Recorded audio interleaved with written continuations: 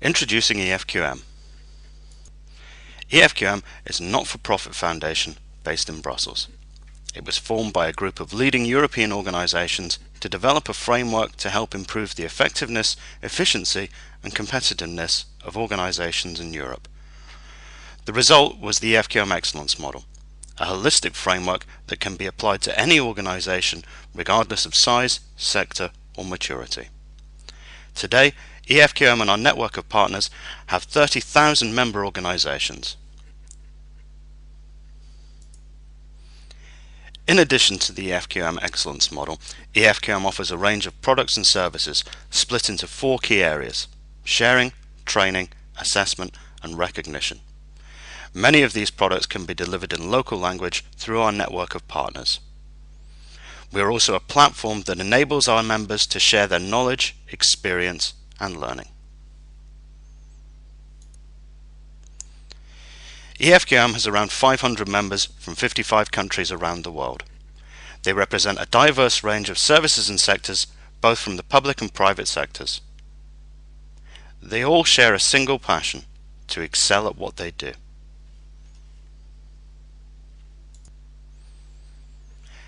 Introducing the EFQM Excellence Model. Over recent years, we have seen the pace and scale of change accelerating. We've gone from mobile phones the size of a house brick to phones that have more computing power than NASA used to put a man on the moon. We've gone from traveling with a bag full of cassettes and a Walkman to being able to squeeze half of our CD collection onto something the size of a stamp. In 2008, a market crash started in a very specific sector of the American banking industry and spread with a speed and reach we have never seen previously. Now more than ever, organizations need to effectively understand and manage drivers, people and processes beyond their organizational boundaries. The model comprises of 3 components: the fundamental concepts, the 9 criteria and the radar logic. The EFQM Excellence Model provides a holistic assessment tool that can be applied to any organization. It can help you to understand how effectively you understand the needs and expectations of your key stakeholders, how robust your strategic planning processes are, how effectively and efficiently you implement your strategy, the key strengths that will help you achieve your objectives, and the priority improvement actions that will help you perform better.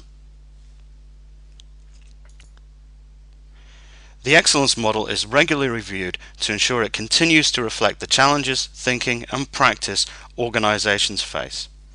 The EFQM Excellence Model 2010 was developed with input from over 200 experts from our members, assessors, academia, partners and other subject matter experts. There are 8 fundamental concepts. These are the basic values and principles that form the foundations for the EFQM Excellence Model. The model defines the behaviors, actions and outcomes we would expect to see in an excellent organization. However, as it's a non-prescriptive framework, it does not say how these should be achieved. The same results can be achieved through many different actions. The radar is a simple but powerful management tool that helps to drive continuous improvement.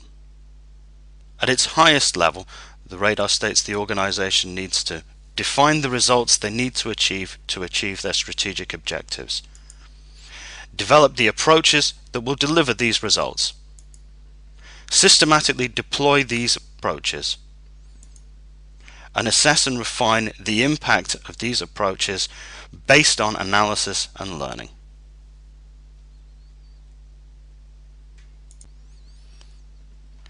The 9 criteria are probably the most recognizable part of the EFQM Excellence Model.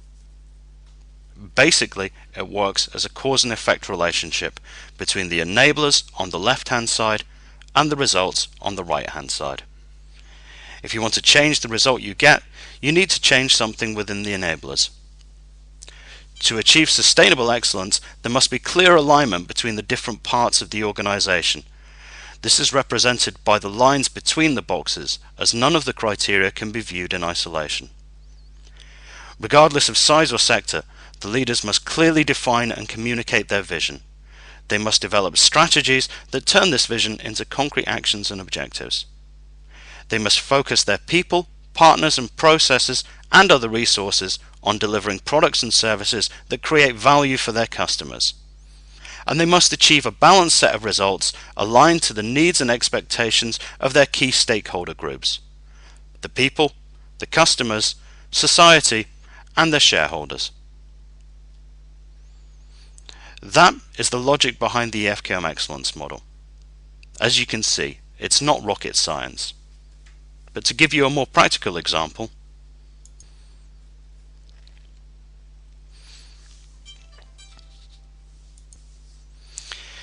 if we have an objective to increase our profitability, there are a number of different ways we can achieve this. Basically, we either need to increase our total income without increasing our expenses, or we need to reduce our expenses without reducing our overall income. We could look at a program of improving process efficiency to help us deliver this. We could look at reducing our total manpower costs by reviewing contracts with third parties or our pay and benefits policies.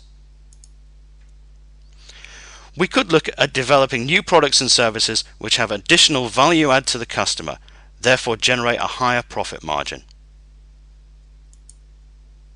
Or we could decide to outsource non-key processes, either reducing overall headcount or reallocating these people to value-adding processes.